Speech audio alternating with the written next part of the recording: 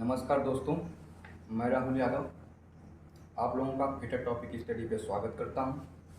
आज मैं भारत स्किल पे जो WCS का पोर्शन है उसे मैं डिटेल सॉल्यूशन करने जा रहा हूं। आज मेरी ये फर्स्ट क्लास है। ये वीडियो उन लोगों को बहुत ही ज़्यादा लाभकारी होगा जो लोग 2022-23 वाले सेशन में एनुअल एग्ज़ाम देने जा रहे हैं, जिसकी एग्ज़ाम डेट 31 तारीख से शुरू है और एक 8 तारीख तक गई है। तो आइए आज हम लोग WCS का ग्रुप 1 लेवल 1 वाले ये PDF को इसको स्टार्ट करते हैं।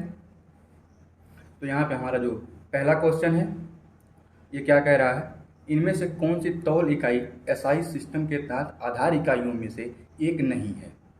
तो हम पहले यहाँ पे समझ लेते हैं कि SI सिस्टम में जो हमारी बेस यूनिट होती हैं वो कौन कौन सी होती है।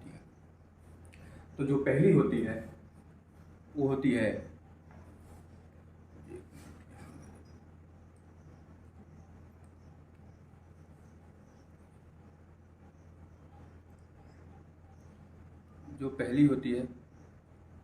वो होती है लंबाई, और ये दूसरी होती है वो होती है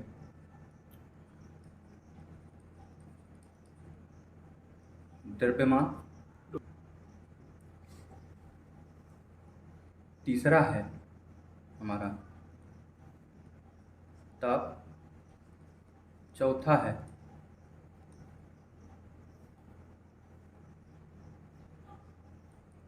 विद्युत धारा, पांचवा है समय, छठवां है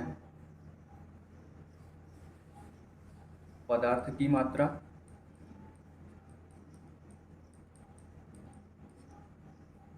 और जो हमारा सातवां है ये होती है ज्योति तीव्रता। ठीक, तो यहाँ से हम देख लेंगे, यहाँ पे हमें आंसर में दिख रहा है विद्युत धारा और पदार्थ की मात्रा, ज्योति तीव्रता। तो ये तीनों जो हमारी बेसिक यूनिट्स होती हैं ये तीनों यहाँ पे दी हुई हैं। यहाँ पे पूछ रहा कोण नहीं है, तो यहाँ पे जो समतल कोण है ये यहाँ पे उपस्थित नहीं है, इसलिए हमारा पहला का थर्ड ऑप्शन कन्फर्म हो जाएगा। ठीक,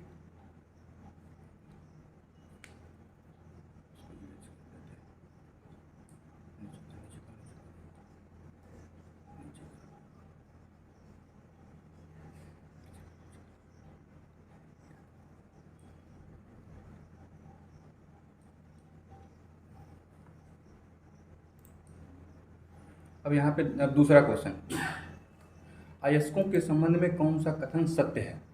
पहला ऑप्शन मेरा हेमेटाइट लोहा का अयस्क और मैग्नेटाइट मैग्नीशियम का अयस्क। दूसरा है हेमेटाइट और मैग्नेटाइट दोनों लोहा का अयस्क है।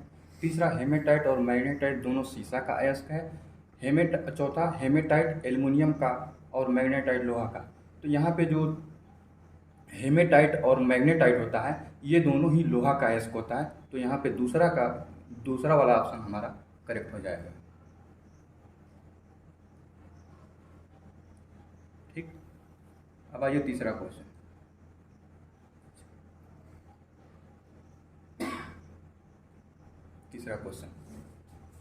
इसमें कह रहा है एक मोटर की गति 2000 RPM है, आधे लोड पे इसकी जो RPM है वो 1960 है और पूरे लोड पे इसका जो RPM है 1920 है। जब हमारा लोड आधा है तो ये 1960 है, जब पूरा लोड हो जाता है तो हमारी जो RPM है वो घट जाती है। यहाँ पे हमारी मोटर की RPM दिया है 2000। यहाँ पे पूछ क्या रहा है आधे लोड और पूरा लोड पे परसेंटेज ड्रॉप कितनी है। तो हमारा जो यहाँ पे मोटर की जो स्पीड है वो 2000 RPM है।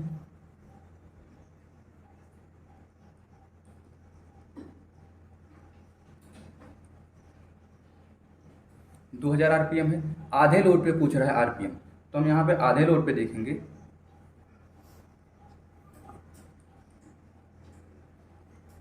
आधा लोड पर प्रतिशत ड्रॉप इक्वल टू, अब हम जो हमारी मेन RPM है 2000 उसमें से 1960 को हम घटा देंगे तो ये हमारी ड्रॉप आएगी। तो ड्रॉप हमारी यहाँ पे हो जाएगी 2000 माइनस 1960। अब यहाँ पे कह रहा कितना परसेंटेज में, तो यहाँ पे हमारा ये 2000 टोटल ये हो जाएगा। यहाँ पे हम 100 से गुणा कर देंगे तो ये हमारी परसेंट, यहाँ पे 2000 में से 1960 घटाएंगे तो हमारा आ जाएगा 40 गुणे 100 बटे में 2000। यहाँ से काटेंगे 100 से 00 कट जाएगा और 40 बटे 20 इक्वल टू हमारा आ जाएगा 2%। आधे लोड पे हमारा 2% का ड्रॉप हो गया। अब हमें पूरे लोड पे ड्रॉप देखनी है, तो यहाँ पे पूरे लोड पे हम देखेंगे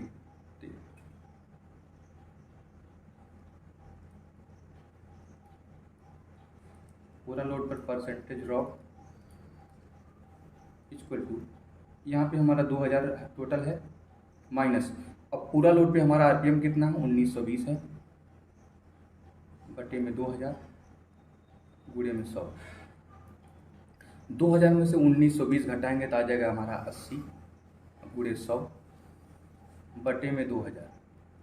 20 से 20 कट जाएगा मेरा, अब 20 चौके 80, यहाँ पे हो जाएगा मेरा 4%। तो यहाँ पे आधे लोड पे जो हमारे आरपीएम है उसमें 2% का ड्रॉप आएगा, और जो पूरा लोड है उस पूरे लोड पे हमारा जो ड्रॉप होगा वो 4% का हो जाएगा। तो यहाँ पे हमारा तीसरे का बी वाला ऑप्शन करेक्ट हो जाएगा।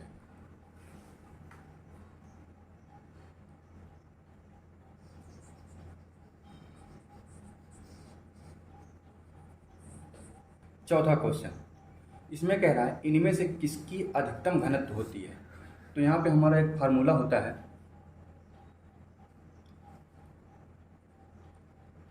घनत्व बराबर द्रव्यमान बटा में आयतन। यहाँ पे घनत्व अधिकतम बोल रहा है, जिसका यहाँ पे द्रव्यमान ज़्यादा होगा उसका घनत्व यहाँ पे ज़्यादा होगा। यहाँ इस फार्मूले से हम यहाँ पे कह सकते हैं कि घनत्व प्रोपोर्शनल टू द्रव्यमान, मतलब जिसका द्रव्यमान ज़्यादा होगा उसका घनत्व ज़्यादा होगा। यहाँ पे निकिल दिया हुआ है, निकिल जो है अगर हम इसको पीरियोडिक टेबल के अकॉर्डिंग देखें तो इसका जो वेट होता है निकिल का जो वेट होता है ये 58.71 होता है। और यहाँ पे मोलिब्डेनम का देखें तो यहाँ पे इसका 95.95 होता है। और ये मैग्नीज का देखें तो इसका जो वेट होता है वो 54.93 होता है। और जो जिंक होता है इसका 65.37 होता है। तो यहाँ पे हम देख रहे हैं किसका वेट ज़्यादा है, तो यहाँ पे जो निकिल है उसका 58.71 है, मोलिब्डेनम जो है उसका 95.95 है, और जो मैग्नीज है इसका 54.93 है, जो जिंक है इसका 65.37 है। यहाँ पे सबसे अधिकतम जो है वो मोलिब्डेनम का है, इसका यहाँ पे वेट ज़्यादा मोलिब्डेनम का है, इसलिए यहाँ पे इसकी डेंसिटी जो होगी वो मोलिब्डेनम की यहाँ पे सबसे ज़्यादा होगी। तो यहाँ पे चौथे ऑप्शन में हमारा दूसरा ऑप्शन करेक्ट हो जाएगा। पांचवा क्वेश्चन कह रहा है नीचे दिए गए चित्र में दिखाए गए अनुसार एक भार को रैंप पर धक्का दिया जा रहा है, बल को कैसे कम किया जा सकता है। यहाँ पे जो हमारी पोजीशन है इसको हम देखें तो यहाँ पे ये हमारी हॉरिजॉन्टल लाइन है, यहाँ से हमारी इंक्लाइंड लाइन जा रही है, इसके ऊपर एक बॉक्स रखा हुआ है ऐसे। ये जो हमारा फिगर इसका मैं फ्री बॉडी डायग्राम बनाने की कोशिश कर रहा हूँ कि कौन सा बल किस डायरेक्शन में कार्य करता है। यहाँ पे ये हमारा इसका सेंटर ऑफ मास हो गया। जो हमारा वेट काम करता है यहाँ पे, इसके यहाँ पे ऐसे परपेंडिकुलर ऐसे वेट हमारा यहाँ पे काम करता है ऐसे। जो इसका वेट, ये बॉक्स का जो वेट है ये लगता है, वेट हमारा होता है W बराबर mg होता है। और जो ये प्लेन है, इस प्लेन पे ये बॉक्स रखी है, तो ये यहाँ पे बॉक्स जो ये प्लेन को दबाएगी तो प्लेन बॉक्स पे रिएक्शन देती है। तो ये जो प्लेन, इस प्लेन के परपेंडिकुलर डायरेक्शन में हमारी ये नॉर्मल काम करेगी, जिसको हम आर्यन से डिनोट करते हैं। अब यहाँ पे हमें ऊपर की तरफ फोर्स हम लगा रहे हैं यहाँ पे, तो यहाँ पे ये ऐसे फोर्स ऐसे ही काम करेगा। ये हमारा फोर्स F है।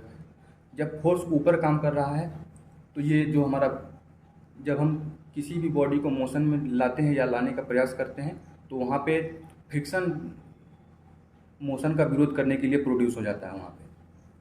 तो हमारा जो फोर्स है वो ऊपर की तरफ लग रहा है, तो यहाँ पे जो फ्रिक्शन होगा वो फ्रिक्शन हमारा ये यहाँ पे नीचे की तरफ लगेगा, ऐसे फ्रिक्शन नीचे की तरफ लगेगा, जो कि F हो गया। अब क्या है कि जब यहाँ पे हमारी जो बॉडी है वो जस्ट मोशन की कंडीशन में जब होती है, तो यही जो हमारा फ्रिक्शन है, यही फ्रिक्शन हमारा लिमिटिंग फ्रिक्शन कहलाता है। यहाँ पे जो ये हमारे प्लेन है हॉरिजॉन्टल से थीटा के एंगल पे है। अगर हम इसका इस तरह से एक यू एक्सिस बनाएं, इस तरीके से, ये हमारी एक्स एक्सिस हो गई, ये हमारी वाई एक्सिस हो गई। इसी एक्सिस के अकॉर्डिंग हम इन फोर्सों को रिजॉल्व करेंगे। तो यहाँ से ये इस लाइन को अगर हम आगे बढ़ा दें, ऐसे आगे बढ़ा दें, और इस वेट वाली लाइन को नीचे लेते आए, ऐसे नीचे लाएं, तो यहाँ पे थीटा है, तो ये वाली एंगल भी हमारी थीटा हो जाती है। जब ये थीटा है तो इसका शीर्षाभिमुख कोण से ये भी एंगल हमारा थीटा हो जाता है। अब हम जो हमारा वेट है mg है, इसको हम रिजॉल्व कर देते हैं। तो इसको हम इस वाले लाइन पे जब रिजॉल्व करेंगे,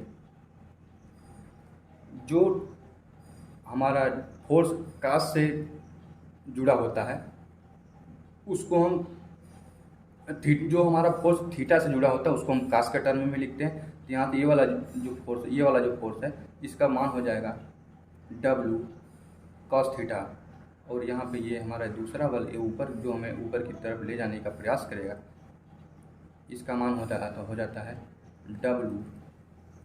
W sin थीटा।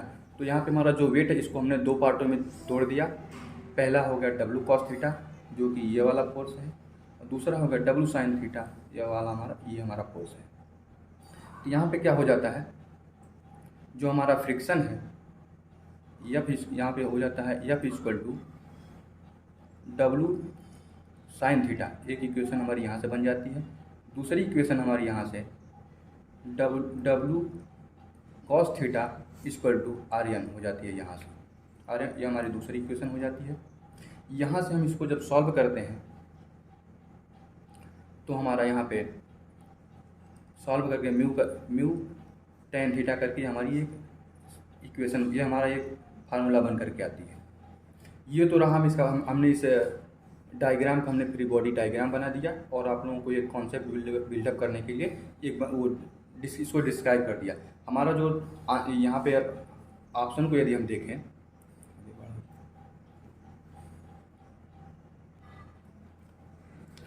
क्वेश्चन 5वें का हमने डिस्क्राइब कर दिया। अब उसके ऑप्शन देख लेते हैं क्या क्या ऑप्शन उसको। पहला ऑप्शन है रैंप को कारपेट से ढककर, दूसरा ऑप्शन है रैंप की ऊंचाई कम करके, तीसरा रैंप की ऊंचाई बढ़ा करके, चौथा है रैंप की लंबाई घटा करके। तो यहाँ पे जो इसका कारपेट से ढक करके इसकी ऊंचाई को बढ़ा करके या लंबाई को घटा करके, ये डिपेंड ये इससे हमारा जो फोर्स है ये कम नहीं होता है। अगर हम रैंप की ऊंचाई को कम कर दें तो हमारा फोर्स जो है वो कम हो जाएगा। तो यहाँ पे 5वें का हमारा जो ऑप्शन है वो सेकंड वाला करेक्ट हो जाएगा।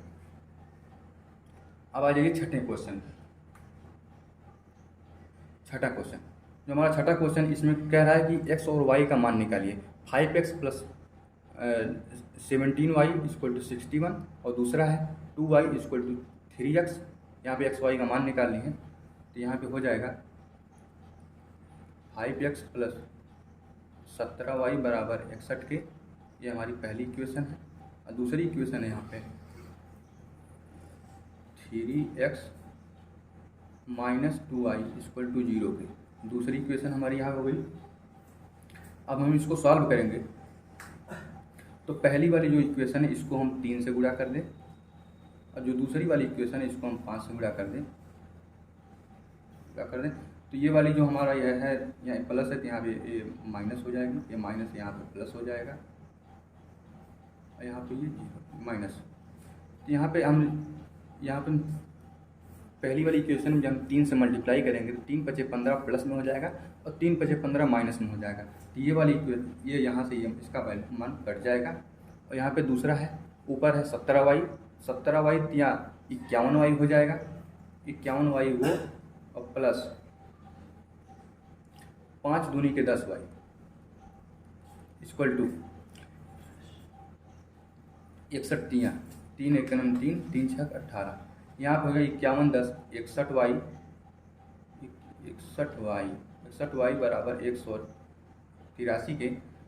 यहाँ से हम y का मान निकालेंगे तो y का मान यहाँ पे 3 निकल करके आएगा। y का मान 3 हो गया। अब हम यहाँ पे दूसरे वाले आप समीकरण में इसको रख देते हैं। यहाँ पे हो गया 3x minus 2y equal to 0 पे। तो यहाँ पे हम y का मान 3 रखेंगे तो 3x माइनस 2 गुणे 3 इक्वल टू 0 पे। तो यहाँ पे 3x इक्वल टू 3 दूनी के 6 हो जाएगा। x बराबर यहाँ पे 2 आ जाएगा, मतलब x बराबर 2 आ गया और y बराबर 3 आ गया। तो यहाँ पे ऑप्शन देख लेते हैं, x बराबर 2 और y बराबर 3, हमारा यहाँ पे 6 का चौथा ऑप्शन करेक्ट हो जाएगा।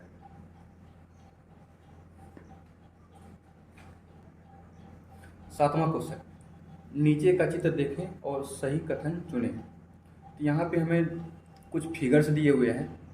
किसी में जो हमारा आलम है मतलब फलक्रम है वो बीच में है, कहीं लोड बीच में है तो कहीं इफर्ट बीच में है, मतलब प्रयास बीच में है।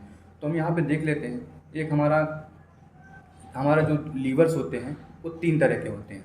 जो फर्स्ट क्लास का एक होता है फर्स्ट क्लास लीवर, दूसरा सेकंड क्लास लीवर, तीसरा होता है थर्ड क्लास का लीवर। जो फर्स्ट क्लास का जो लीवर होता है इसमें हमारा फलक्रम बीच में होता है, मतलब आलम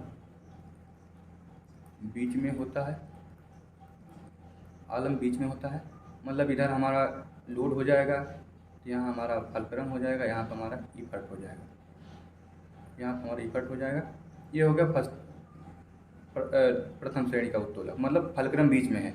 और दूसरा वाला जो हमारा होता है इसमें लोड बीच में होता है, यहाँ पर हो जाएगा भार बीच में होता है, भार बीच में होता है। तो यहाँ पे हमारा फलक्रम एक किनारे हो जाएगा, यहाँ पे बीच में लोड आ जाएगा और यहाँ पे हमारा इफर्ट हो जाएगा। तो ये हमारा हो गया लोड बीच में हो गया, इफर्ट और फलक्रम हमारा किनारे किनारे हो गया। और तीसरा जो है इसमें प्रयास बीच में होता है, प्रयास बीच में होता है। तो हम अपने ऑप्शंस को देख लेते हैं। कह रहा है क्लॉहैमर और शुगर टोन्स तीसरे क्रम के लीवर हैं। तीसरे क्रम का लीवर का मतलब है कि बीच में हमारा इफर्ट होना चाहिए। अब हम देख लेते हैं क्लॉहैमर में बीच में इफर्ट है कि नहीं है। जो क्लॉहैमर है यहाँ हमें बीच में फलक्रम दिखाई दे रहा है, तो ये हमारा ऑप्शन नहीं होगा। अब हम दूसरा वाला ऑप्शन देख ले रहे हैं, व्हील बैरो और प्लायस पहले क्रम के लीवर है। पहले क्रम के लीवर का मतलब बीच में फलक्रम होना चाहिए। यहाँ पे व्हील बैरो यहाँ पे हमें दिख रहा है जहाँ की जो बीच में लोड दिख रहा है, इसलिए जहाँ की फलक्रम होना चाहिए।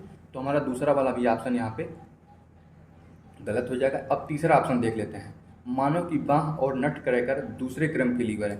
दूसरे क्रम में मतलब लोड बीच में होना चाहिए। मानव की बाह को हम देख, यहाँ पे हमें दिख रहा है कि जो फलक्रम है वो बीच में हमें दिखाई दे रहा है, इसलिए हमारा तीसरा भी ऑप्शन इनकरेक्ट हो जाएगा। अब चौथा ऑप्शन देख ले रहे हैं, व्हील बैरो और नट क्रैकर दूसरे क्रम के लीवर हैं। दूसरे क्रम का लीवर का मतलब बीच में लोड होना चाहिए। अब हम देख लेते हैं व्हील बैरो हम देख रहे हैं तो इसमें बीच में लोड हमें दिखाई दे रहा है। नट क्रैकर को देख लेते हैं, तो नट क्रैकर इसमें भी हमें बीच में लोड दिखाई दे रहा है। यहाँ पे आप लोग देख सकते हैं ये व्हील बैरो है, यहाँ पे बीच में हमें लोड दिखाई दे रहा है।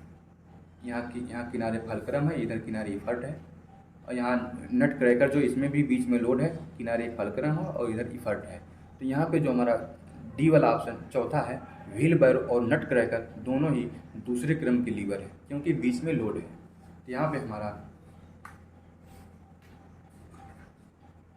7वें का चौथा ऑप्शन करेक्ट हो जाएगा। 8वां क्वेश्चन, इनमें से कौन एक घर्षण का उदाहरण नहीं है जो सहायक होता है। तो पहला ऑप्शन है, मतलब कह रहा है कि घर्षण में कौन हमें सहायता नहीं करता। इनमें से कौन एक जो घर्षण का उदाहरण नहीं है, घर्षण का उदाहरण नहीं है, मतलब ये पहला ऑप्शन है कार में ब्रेक। जब हम ब्रेक लगाते हैं तो बिना घर्षण के ब्रेक लग नहीं सकता, इसलिए पहला ऑप्शन गलत हो गया। दूसरा है इंजन सिलेंडर में पिस्टन, इसको थोड़ा सा रोक लेते हैं। और तीसरा है जूते के नीचे ट्रेड। जब भी हम रोड पे चलते हैं तो फ्रिक्शन की वजह से ही हम चल पाते हैं। चौथा है रोड पर चल रहे कार टायर में कोई भी वस्तु जब रोड पे मूव करती है तो बगैर फ्रिक्शन को चल नहीं सकती है, इसलिए यहाँ पे हमारा पहला ऑप्शन जो कि कार में ब्रेक ये और जूते के नीचे ट्रेड ये वाला और रोड पर चल रहे कार टायर में, ये तीनों ही ऑप्शन हमारे सही हैं। इसलिए यहाँ पे हमें पूछ रहा कौन नहीं है, यहाँ पे बी वाला ऑप्शन जो है इंजन सिलेंडर में पिस्टन, ये वाला ऑप्शन हमारा सही नहीं है, इसलिए यही सही है। तो यहाँ पे 8वें का दूसरा वाला ऑप्शन हमारा करेक्ट हो जाएगा।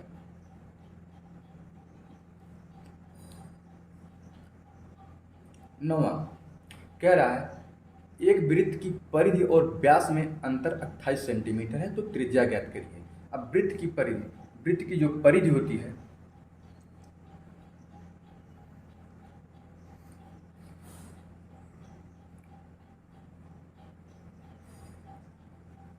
वृत्त की परिधि और व्यास, वृत्त की परिधि माइनस वृत्त का व्यास,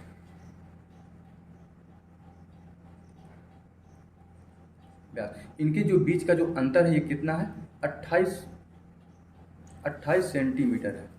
और जो वृत्त की परिधि होती है वो होता है 2πr माइनस वृत्त का जो व्यास होता है वो 2r होता है। यहाँ पे इक्वल टू 28, यहाँ से अगर हम 2r को कॉमन ले लें तो पाई माइनस 1 हो जाएगा इक्वल टू 28 के। यहाँ से हम r का मान निकालेंगे तो 28 बटे में 2 पाई माइनस 1, पाई माइनस 1, तो यहाँ से हो जाएगा हमारा 28 बटे में 2 और ब्रैकेट में 3.1, पाई का मान 3.14 माइनस 1। इसको हम सॉल्व करेंगे तो ये 6.54 सेंटीमीटर इसका आंसर आएगा। तो यहाँ पे हमारा सी वाला ऑप्शन 6.53 जो कि इसके लगभग में है, ये वाला ऑप्शन करेक्ट हो जाएगा।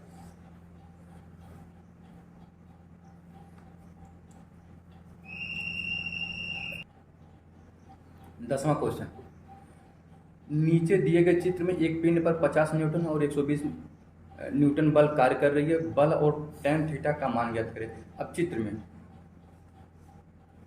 तो दिखाओ 10वें क्वेश्चन का ये फिगर है। अब यहाँ पे हमें 120 न्यूटन का ये वाला फोर्स दिया हुआ है, 120 न्यूटन का मुझे ये वाला फोर्स दिया है, दूसरा वाला फोर्स 50 न्यूटन का है और तीसरा वाला मुझसे पूछ रहा है कि ये वेक्टर में एडिशन का एक रूल होता है, F equal to F1 plus F2, ये रूट में ये होती है F1 का स्क्वायर प्लस F2 का स्क्वायर। तो यहाँ पे हो जाएगा रूट अंडर F1 का स्क्वायर, F1 का स्क्वायर का मतलब 120 का स्क्वायर, 120 का हम स्क्वायर कर देंगे प्लस 50 का स्क्वायर। तो यहाँ पे ये हो जाएगा F इक्वल टू 120 का स्क्वायर करेंगे तो यहाँ पे 144 00 प्लस 50 का हो जाएगा 2500। इसको करेंगे तो यहाँ पे F बराबर 144 में 25 जोड़ेंगे, यहाँ पे हो जाएगा हमारा 169 जाएगा 00, इसका वर्गमूल लेंगे तो 130 न्यूटन आ जाएगा। बल का मान हमारा आ गया 130 न्यूटन। अब यहाँ पे हमें ऑप्शन में दो ऑप्शन दिख रहे हैं 130 न्यूटन वाले, पहला ऑप्शन भी है दूसरा ऑप्शन भी है। अब यहाँ पे हमें पूछ रहा है tan थीटा का मान, तो हम tan थीटा का मान निकालेंगे। यहाँ पे देख लेते हैं tan थीटा का मान, tan थीटा इक्वल टू होता है लंब बटे आधार। अब हम यहाँ पे देखेंगे लंब क्या होती है, थीटा के जस्ट सामने वाली जो हमारी फोर्स होती है, जो डायमेंशन होती है वो लंब कहलाती है, और थीटा से जो सटी हुई होती है वो हमारी आधार कहलाती है। तो यहाँ पे tan थीटा इक्वल टू लंब बटे आधार, ये हो जाएगा 50 लंब है बटे आधार है 120, यहाँ से हो गया 5/12। अब हम इसको यहाँ से डिवाइड करेंगे, 12 चौके 48, ये हो जाएगा यहाँ पे 41.67, ये पॉइंट में 0.4167 आ रही है। तो यहाँ पे हमारा जो 130 न्यूटन और 0.4167 वाली जो हमारी ऑप्शन है, ये दूसरी वाली ऑप्शन करेक्ट हो जाएगी। 11वां क्वेश्चन कह रहा है कार्य पूरा होने पर क्या परिवर्तित होता है। तो कार्य पूरा होने पर जब हम कोई भी कार्य करते हैं तो हमारे अंदर से जो एनर्जी होती है वो रिड्यूस होती है, मतलब कम होती है। तो यहाँ पर कार्य पूरा होने पर क्या परिवर्तित होता है, तो जो हमारी एनर्जी मतलब ऊर्जा है वो बदल जाती है। अगर हम कार्य करेंगे तो वही कार्य में सन्निहित हो जाती है। यहाँ पे हमारा जो तीसरा वाला ऑप्शन है, यहाँ पे एनर्जी हमारी परिवर्तित हो जाती है। तो 11 का 3 नंबर हमारा करेक्ट ऑप्शन है। 12, यहाँ का तनाव का इकाई क्या है। यहाँ पे फिर तनाव से इसका मीनिंग टेंशन समझ में आती है, लेकिन जो इंग्लिश में लिखा हुआ है इसका इसे देख लेते हैं। What is the unit of strain. Strain का मतलब होता है विकृति। जो विकृति होती है वो चेंज अपॉन ओरिजिनल डायमेंशन होती है। इसका जो ये विकृति का सिंबल होता है equal to change dimension upon original dimension. ऊपर भी एक मीटर में है, अगर हम एसआई यूनिट में ले तो मीटर हो गया, और नीचे भी मीटर हो जाएगा तो मीटर मीटर से कट जाता है, ये हो जाता है मात्रकहीन। तो जो हमारा यहाँ पे स्ट्रेन है, तनाव की इकाई क्या है, तो ये हो जाएगा ना तो मिलीमीटर होगा ना तो ही ये पे माइक्रोन होगा। तो यहाँ पे हमारा जो डी वाला ऑप्शन है कोई मात्रक नहीं, ये वाला डी का 4 नंबर करेक्ट हो जाएगा।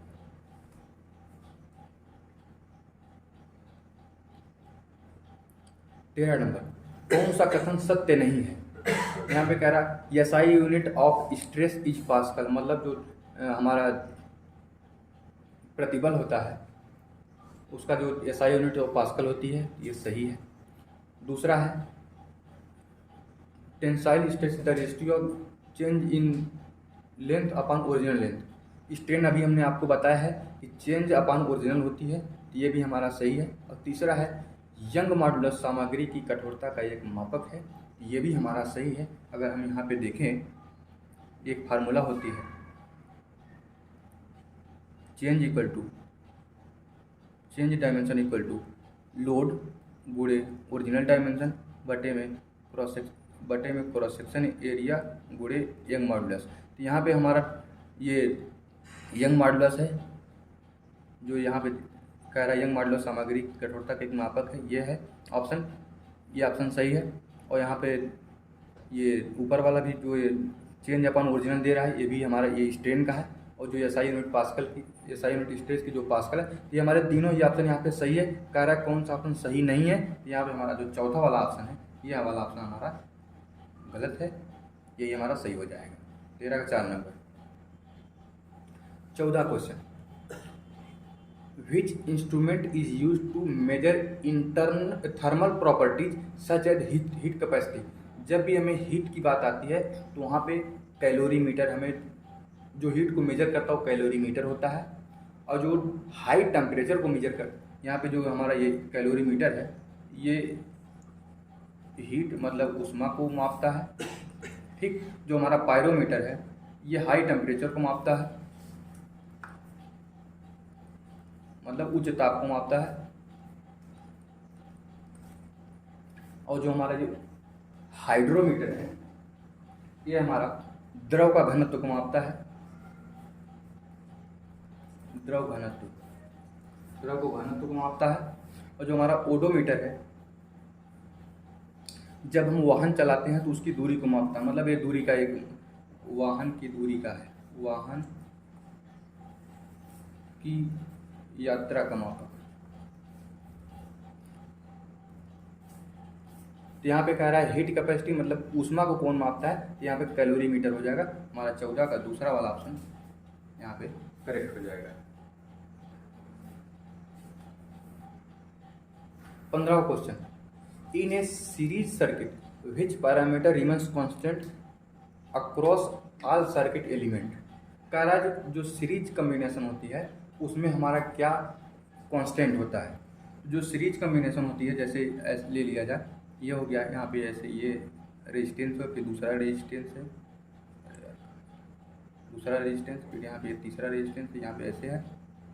फिर यहाँ पे हमें ये बैटरी को यदि हम यहाँ पे जोड़ दें, ये ऐसे हो जाती है, और फिर हमारा ये ऐसे हो जाती है।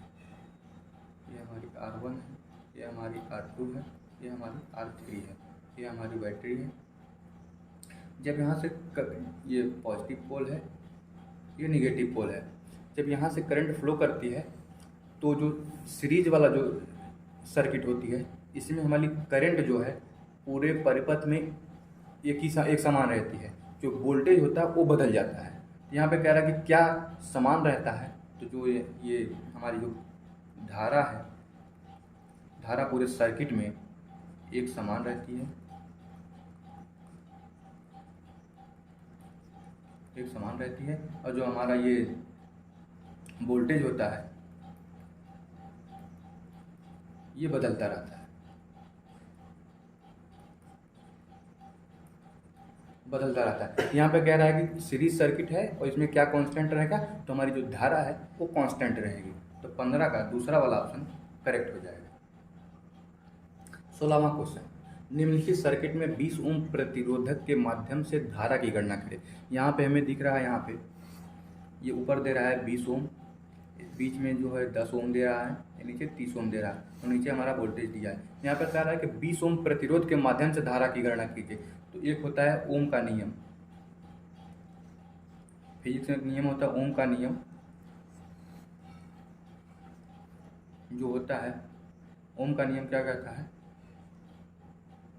V = IR। तो यहाँ से हमें वोल्टेज दिया है 200, हमें यहाँ पे धारा की मान पूछ रहा है तो आई लिख देंगे बूढ़े। जो प्रतिरोध है वो 20 ओम के वाले से पूछ रहा है, तो यहाँ पे लेकर कर देंगे 20। तो यहाँ से हमारा जो धारा का मान होगा 200 बटे में 20, यहाँ हो जाएगा 10 एम्पियर, 10 एम्पियर। तो 20 ओम वाले प्रतिरोध के माध्यम से जो हमारी धारा होगी वो 10 एम्पियर होगी। तो यहाँ पे 16 का 3 नंबर ऑप्शन करेक्ट हो जाएगा। चलिए 17 नंबर क्वेश्चन कह रहा है, what is the relationship between the unit newton metre and joule. तो जूल और न्यूटन मीटर के बीच में क्या रिलेशन होती है वो पूछ रहा है। तो होता हमारा 1 जूल बराबर 1 न्यूटन गुणे 1 मीटर।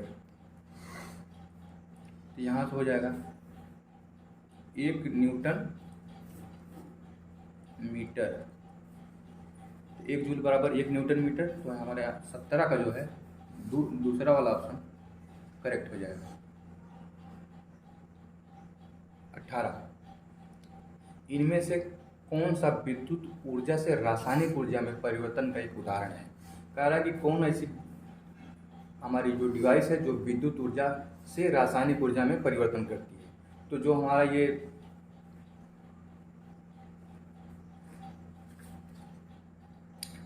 हीट इंजन है, ये क्या करता है, हीट एनर्जी को मैकेनिकल एनर्जी में कन्वर्ट करता है। जो हीट इंजन है ये हीट एनर्जी को मैकेनिकल एनर्जी में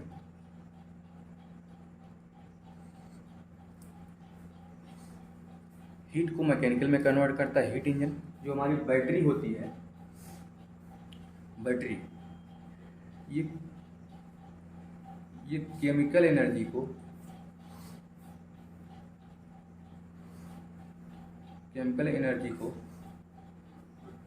इलेक्ट्रिकल एनर्जी में कन्वर्ट करती है।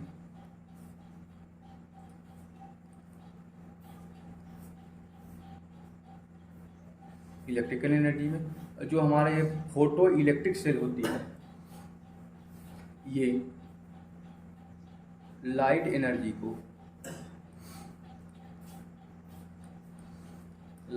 को इलेक्ट्रिक एनर्जी में कन्वर्ट करती है।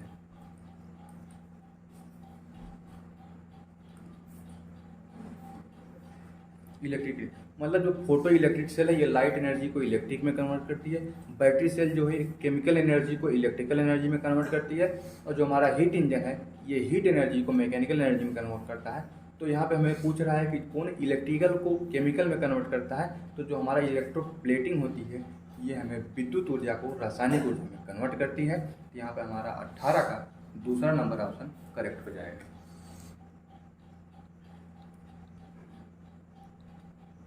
19 नंबर कह रहा है, in a belt drive due to difference in tension along the belt its length is constantly change. मतलब कह रहा है कि जब जो बेल्ट ड्राइव होती है उसमें जब हमारे जो बेल्ट में टेंशन होता है उनमें यदि डिफरेंस होता है तो क्या होता है। तो आप लोगों को मैं बता दूं, ये हमारी एक ड्राइवर पुली है, ड्राइवर पुली है, और ये हमारे यहाँ पे दूसरी है ड्रिवन पुली है, ड्रिवन पुली। मतलब ड्राइवर पुली का मतलब ये चलाएगी और ड्रिवन पुली का मतलब ये चलेगी। तो यहाँ पे ड्राइवर पुली होगा, ये ड्रिवन पुली होगा। यहाँ से ऐसे हम ऐसे बेल्ट यहाँ लगा देंगे। ये हमारा होगा बेल्ट ड्राइव। यहाँ पे क्या होता है, जो नीचे वाला जो ये होता है, जो हमारा नीचे वाला बेल्ट है, ये इसको ऐसे ये रोटेट करता है। तो ये क्या करेगा, इस वाले पोजीशन को ये वाली पुली ऐसे खींचेगी और फिर ऐसे लूज छोड़ देगी। तो ये वाला बेल्ट और ये वाली पुली ऐसे, मतलब दोनों यहाँ पे हमारे जो पुलीज हैं वो दोनों एक ही डायरेक्शन में, यहाँ पे क्लॉकवाइज डायरेक्शन में दोनों पुली हमारी घूम रही हैं, और जो हमारा बेल्ट है वो हमारा बेल्ट ऐसे चल रहा है। तो यहाँ पे जो नीचे वाला है ये हमारी टाइट साइड है, बेल्ट की टाइट साइड है, और जो हमारा ऊपर वाली है ये लूज साइड है, इसको हम स्लैक साइड कहते हैं। ये सी के स्लैक साइड। तो यहाँ पे कह रहा है कि जो हमारा बेल्ट है उनमें जो टेंशन होता है उनमें यदि डिफरेंस हो या क्या तो उसे क्या कहते हैं। तो मैं आपको बता दूं कि जो बेल्ट ड्राइव में जो टेंशन में डिफरेंस होता है उसके वजह से जो प्रोड्यूस होता है उसे क्रीप बोलते हैं।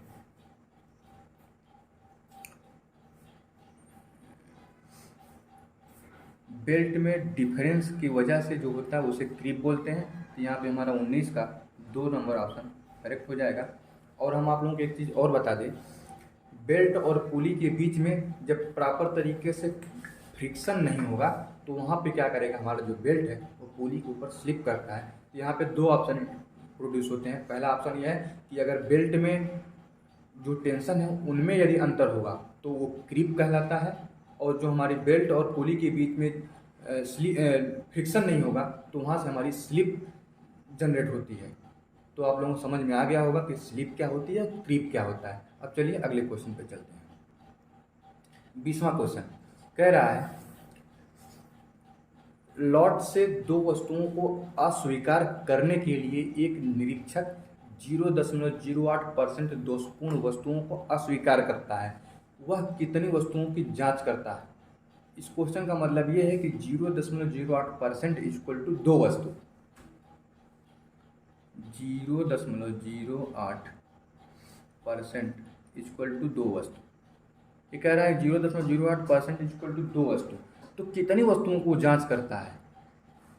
अगर हम यहाँ पे इसका कंपेयर 100% से कर दें, 0.08% का मतलब है 2, तो 100% का मतलब क्या, यही क्वेश्चन में पूछ रहा है। तो हम इसको यक्स मान लेते हैं। यहाँ से क्या करेंगे, परसेंटेज से परसेंटेज काट देंगे, ठीक।